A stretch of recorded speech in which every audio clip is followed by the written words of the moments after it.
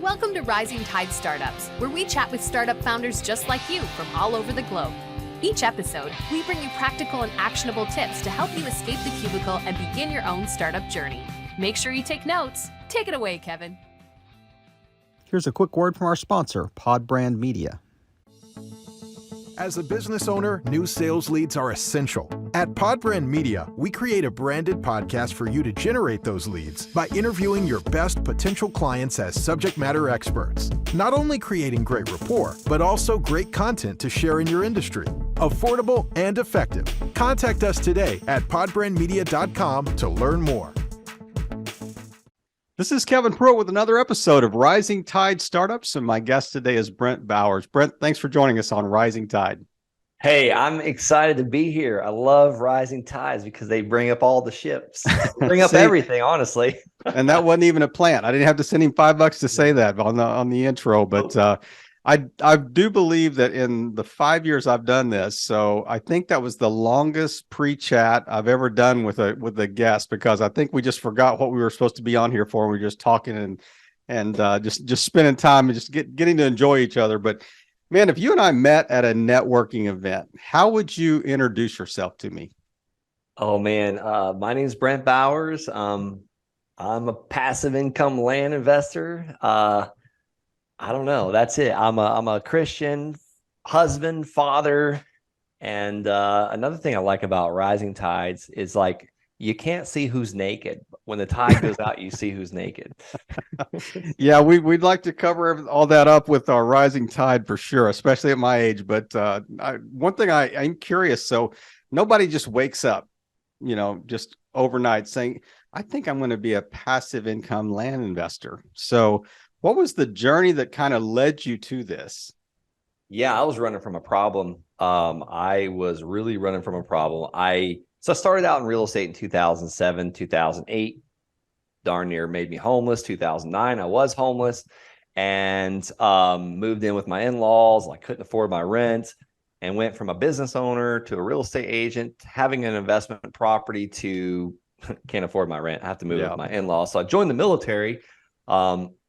And I was trying to reset my life, honestly, and go back to school, and did a couple combat deployments back to back. Like first one was 1 year. Second one was supposed to be 9 months. It turned into be only 4 months. And I was always just training constantly away from home. First marriage didn't last. That one, I was just gone all the time. Mm-hmm. Found a beautiful new lady. We got married, started having babies. And guess what? Combat deployment number 3 was coming. I was training up. And I was about to be gone from my family for another year, and I just couldn't stomach it. I didn't want history to repeat itself. So I was just that guy working 13 hours a day, coming home. I would literally leave the house before my baby would wake up. Well, and I would stay up all night long with the baby because the baby was up all night long, newborns. Yeah. And I would leave the house before the baby officially woke up and my wife, and then I would get home and the baby would already be in bed. So it's like, I just don't want to keep going down this path. So I was searching for answers. I was listening to Tim Ferriss's 4-Hour Work Week on Audible. I turned my commute into what I call my mobile university. And then I started listening to all these podcasts, like the Rising Tide Startup podcast, and searching for answers. And I heard a guy talking about land flipping, and I had just read the 4-Hour Work Week for the third time. And I was like, I can do this. So I immediately started taking action. And a lot of people listen to podcasts. There's so much education out there, but they don't take the action. Yeah. It's like, here's my suggestion for anybody listening to this. If you're on your commute or your ride home, or you're listening to this in the office when you should be working, write down a sentence or two of the action step you're going to take. And then the next step is time block that for later on that evening, get rid of Netflix, or on the weekend. Like I have a student named Will Lowry. He said, we spend our weekends building the life of our dreams rather than spending our weekends, running from and suppressing and drinking away our lives that we have. What a great comment. I probably stole this from somewhere, but there's this phrase that says information without application is just noise. And exactly what you were just saying. I mean, so few people actually take that and apply it and actually act on it, execute, on the ideas. So you were listening to this podcast. Can you mention who that was, or can you Yeah. remember who that was? I'll give him credit. His name was Mark Podolsky. Former guest on Rising Tide. What's that? Former guest on Rising Tide. There you go. And I heard him. And Yep. this was back in early 2016. I immediately took action that day. I started mailing the tax delinquent list, people that were behind on their behind on their taxes for their land. I immediately started mailing them a postcard that said, "Hey, my name's Brent. I'd like to buy your land in El Paso County, Colorado," because I was stationed at Fort Carson at the time. "If you're interested in an all cash, fair price offer, call me or text me. God bless you." And if anybody wants a copy of that postcard, you can have it by going to thelandsharks.com/postcard. It's yours. I've bought millions of dollars worth of land with that postcard. Now I've changed it up a little bit. I've got some better strategies that work a lot better for me, and I can mention those on the show and give all those resources. But I want people to be able to take action and start doing this tonight. How do you get the tax delinquent list? You call the county treasurer or the county tax collector, depending on what state you're in. Just figure out who's in charge of the list of people that are not paying their taxes on their property. Now, and that's public record, I'm assuming, across the country, or in just certain jurisdictions. Yeah, there's over 3,300 counties. They're all a little different, but yeah, that's public record because the county wants people to buy those back taxes. They want people to pay those back taxes, and they pay you an interest rate. Now, I'm not paying those back taxes. I don't care about that 12% interest or whatever they're paying. I want that land that I can buy for like $20,000 or $5,000 and sell it for 3 times, what I paid for it. Like, that's way better than 12% interest for multiple years. Can the owner sell it? And I did a bunch of deals. Go ahead, finish your story. I'll ask a question in a minute. Yeah, sorry about that. So, like, let's say that I own land and I'm behind on taxes. Is there, in practicality, is there a lien against that? I mean, or can they sell it and still be delinquent on their taxes? Or how does that work? The owner of the land, even though they're behind on taxes, right? Until that deed goes out of their name, they can do whatever they want. They own the property. I don't care. So like Colorado, once they get 3 years behind, it goes into what's called deed eligible. Now the tax lien investor can go and file for that deed, or it goes to auction and someone can go and buy it at auction, which I don't do that. I don't recommend starting that way because you can't get title insurance on this land. What is title insurance for anybody's like, what the heck is that? It's basically an insurance policy where a title insurance company checks to make sure there's no liens or encumbrances or breaks in the chains of title, because you don't want to just buy a piece of land that someone else owns. No, like, that's scary. Or has a lien against it. Yeah. No, that was my question specifically, was like, the owner that is delinquent on their taxes, they can still sell that piece of land, but there would be a tax lien against it, or absolutely. Yeah. If you buy it, you need to pay that tax lien off. But if you buy it through a title insurance company, which I didn't used to, I made a lot of mistakes in the beginning. The title insurance company will basically make sure that those taxes are paid because they want a clean slate, basically. That's interesting, because you hear this all the time. There are TikTok videos about people going, just buy land that the taxes are delinquent. Everybody's trying to do something similar to this, whether it's cars, whether it's land, whether it's boats, whatever. But the idea that you can have this as public record, I'm assuming that that realtors out there, land investors, they already have a lot of these, maybe these government, officials, like, I hate to say in their back pocket, but at least on speed dial, so they can kind of grab these at pennies on the dollar. So how do you compete with that? Kevin, you wouldn't believe it. There's virtually no competition in this business.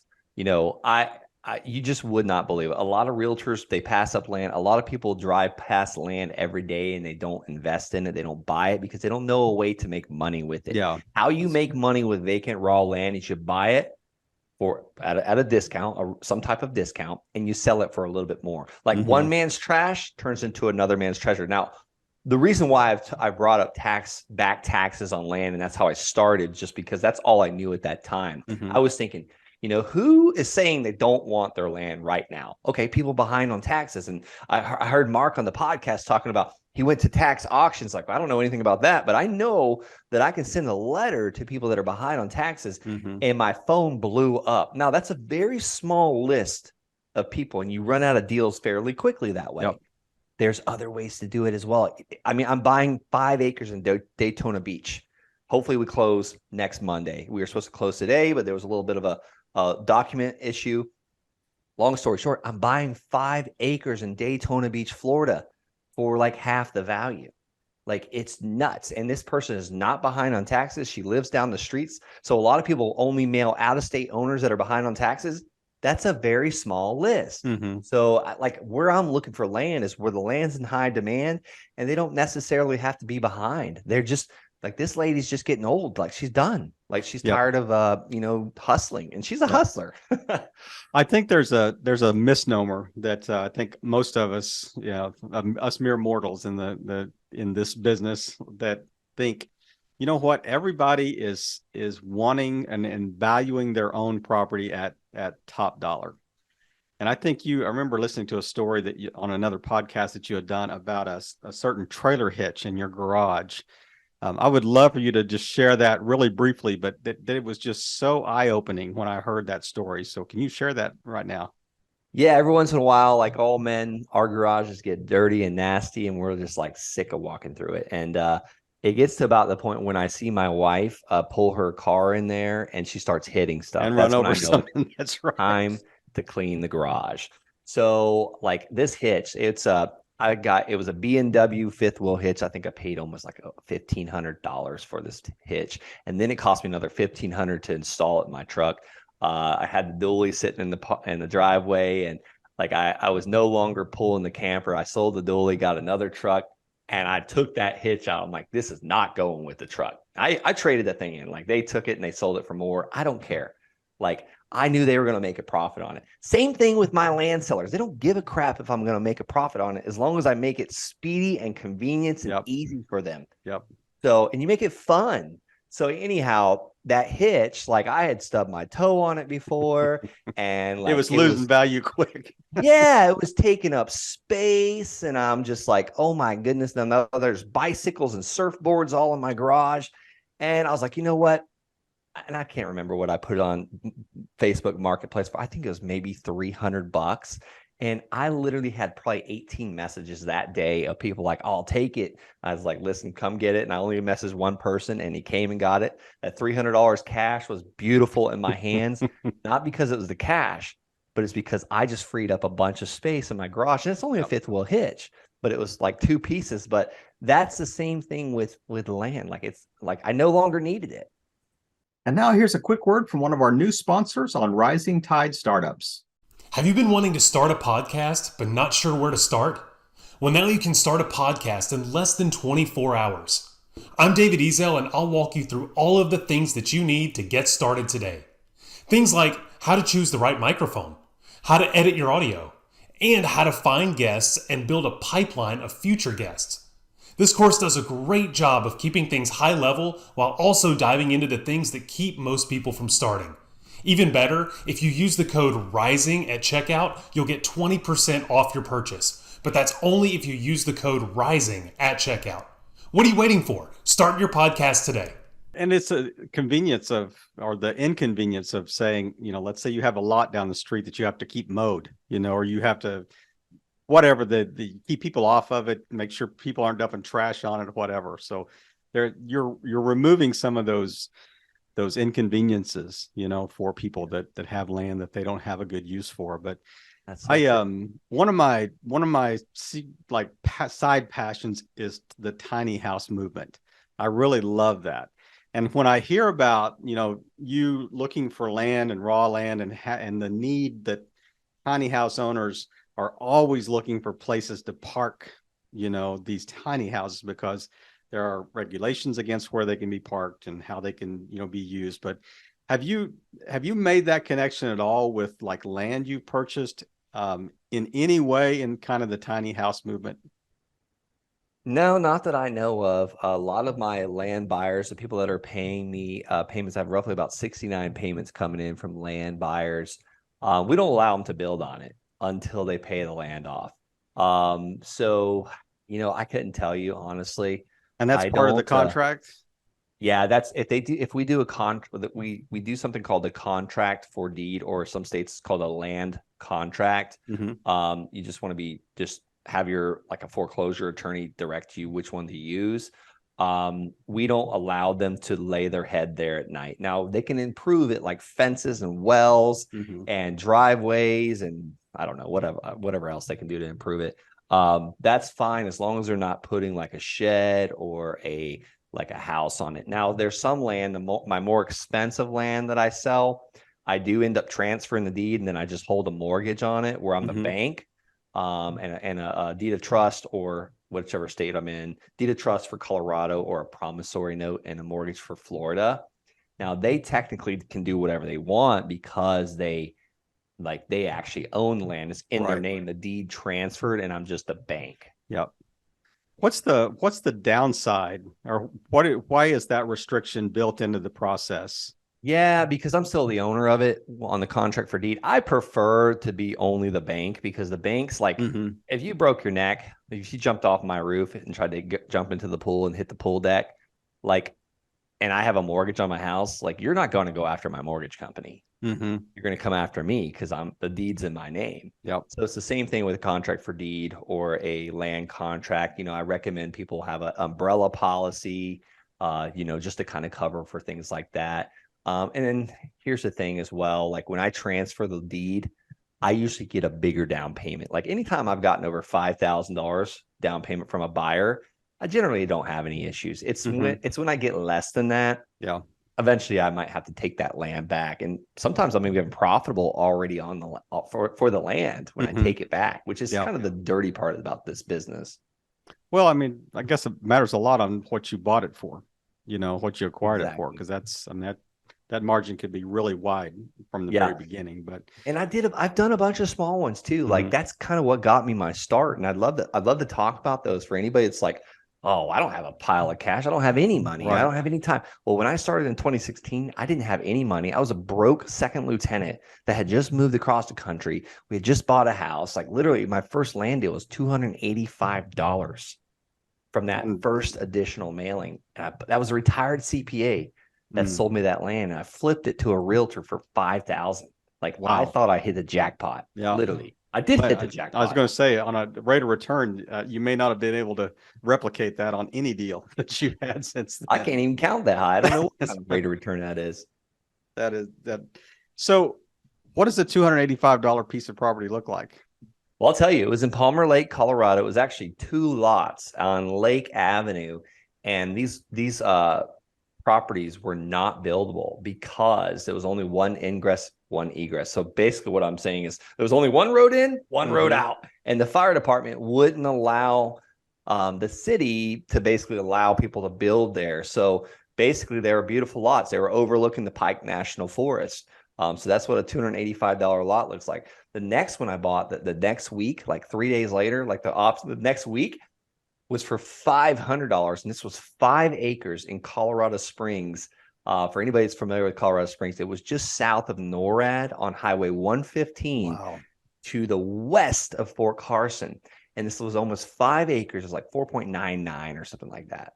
But it was surrounded by state park. Well, the seller didn't find it.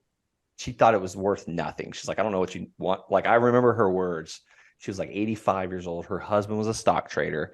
He had purchased it and he passed away. And she said, I don't know what you want with this godforsaken land. This woman lived in Denver, Colorado. I drove up there to buy it from her. I was actually dropped my wife and my son off at the airport, and I drove to her house to buy it. I tried to negotiate with her even more, but she wanted $500 and that was it. She wouldn't take more or less. She named the price. And I didn't think it was worth much because it was landlocked. I was thinking maybe a hunter will want it. So I drove out there, took photos, and then got stopped by the state park patrol guy or whatever, Yogi Bear. And he said, listen, you're trespassing. You can't be on it. I was like, I was going to take pictures of my land. I was like, how do I get to my land? He's like, you might need a helicopter next time because you can't go on state park to go to your land. I was like, okay. So I put the photos on Craigslist that afternoon. The next day, Sunday, I had a buyer for $500 down and $400 a month. That was how I started my passive income journey.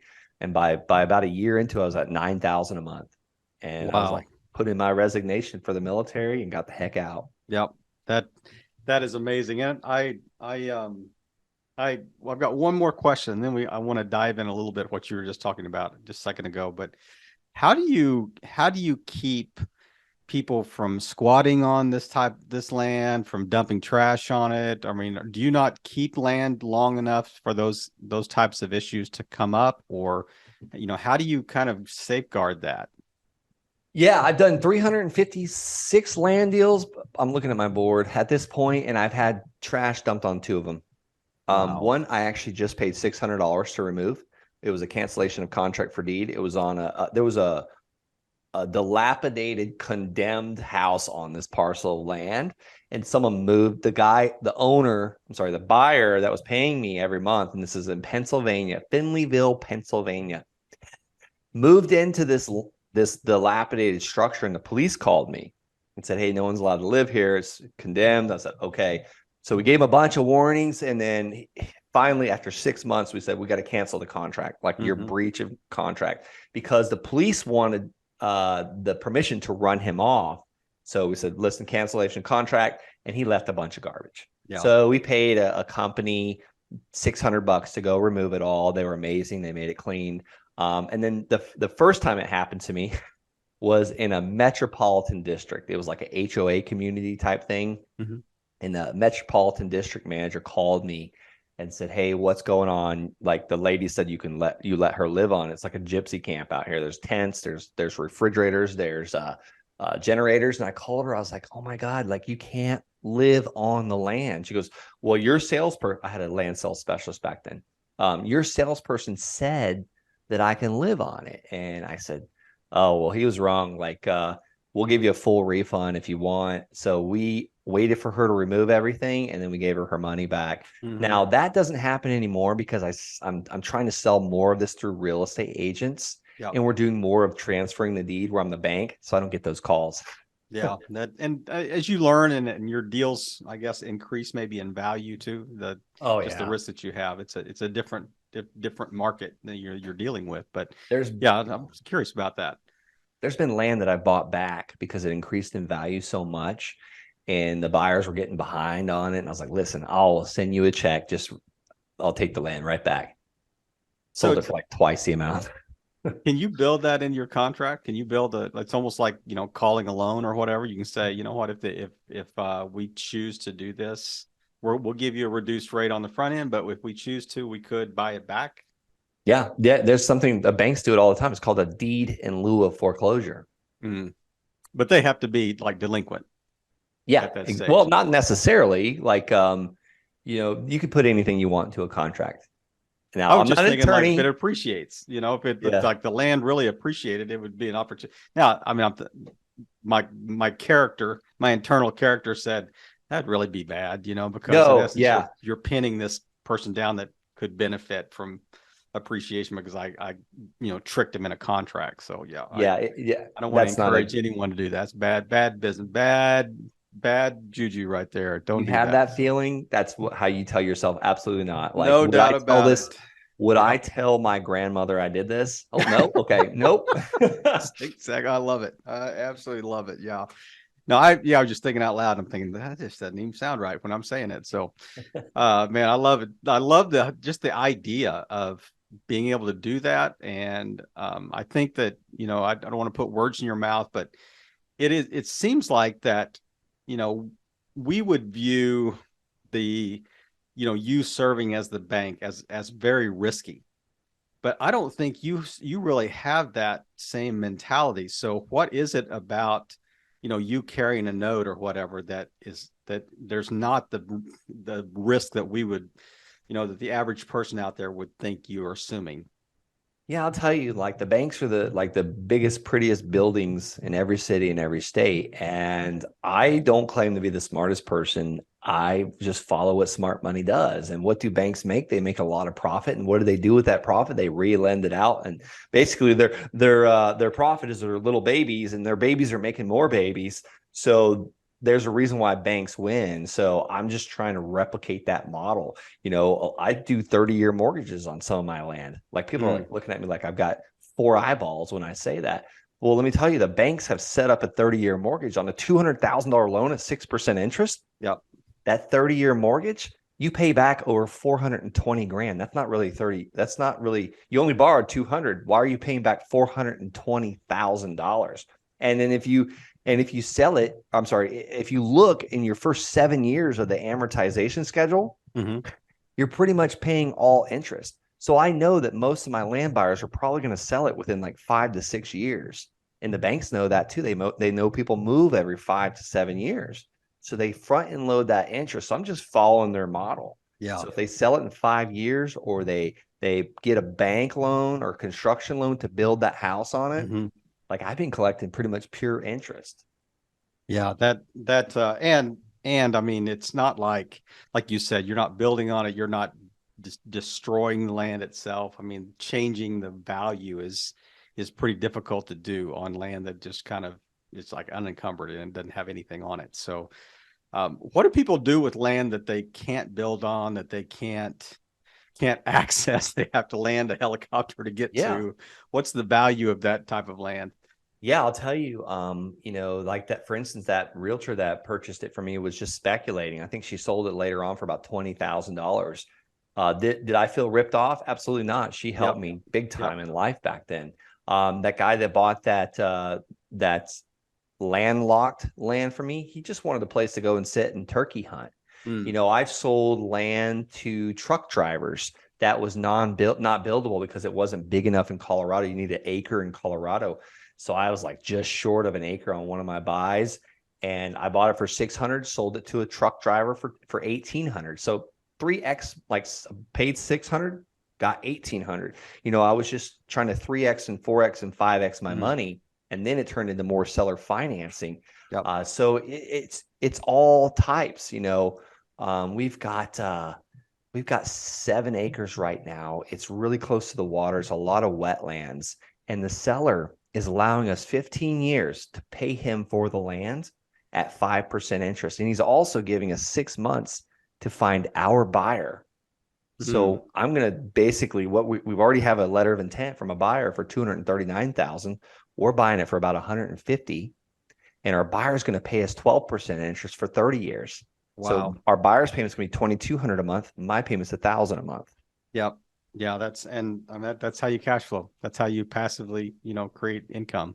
So land, with land, you could be profitable immediately and forever. So rental houses, they're not like that. Like, there's always something breaking. There's always a tenant problem, or like, we just replaced a sewer line in one of our rental properties. And I'll pick up rental properties because they help me on taxes. Like, my tax bill is outrageous because we're making money in land. So I got to put that cash flow to another cash flowing asset. But in 3 weeks, I replaced a sewer line, a furnace, and gutters all on one property. I looked at my P&L. I was like, I'm not going to be profitable for 84 months on this house. And that's if not another single thing breaks and the tenant doesn't leave. Yep. So it's like, it's nuts, but I'm profitable immediately on this land deal because I'm going to get a down payment of $30,000. My down payment to my seller is only $15,000. I'm going to get roughly almost $1,200 a month in cash flow for 15 years. And after that 15 years, I'm going to get $2,200 a month in cash flow. So I looked at the numbers. I'll make $602,000 on that one land deal with none of my own money. Yeah, that's crazy. It's interesting. I mean, it would be interesting to have just another episode where all we would do would just listen to lessons you've learned, over the, like, things I wouldn't do again, type thing. Let's do it. I mean, obviously they haven't been that severe because you haven't, changed occupations. You're still in the game, and still smiling. So, and we've covered so much in such a short period of time. But as we wrap up today, man, what is something that I just haven't asked you about that you think would be really germane to our listeners, be really helpful to them along the journey? Yeah, I guess like people like wondering how to get started. Like, what's the fastest way to get started? I guess like I don't know, what's the fastest way to get started? How can someone do this with a full-time job and 3 kids and a wife or a husband? Like, I just say like time block, take action. There's a saying out there, take massive, imperfect, violent action. I just say take small baby steps every day. I call them small wins. Today we're going to pick an area where land is in demand. Tomorrow we're going to mail landowners that have parcels like that in demand. And then we're just going to keep mailing like 5 letters a day, 20, maybe 20 letters a week until we get someone that says, listen, I will sell you the land. And then you get that land under contract for as cheap as possible, for as long as possible. When I say under contract, I mean a purchase agreement. Like if anybody needs a purchase agreement, go to thelandsharks.com/contract. Take mine, run it by an attorney, make sure it's okay to use in your state. Like, be careful with that.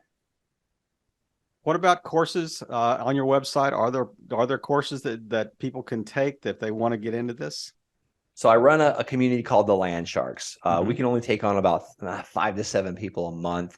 We have people coming in. If someone's really interested in changing their life, like I want you right now to go to thelandsharks.com, fill out an application. We can't take everybody. So if you're 1 foot in, 1 foot out, don't even fill it out. Like I only have so much capacity, like, because I have my land business, my family, and the coaching, and that we're trying to travel. We're going to Costa Rica here in a couple of weeks for 6 weeks.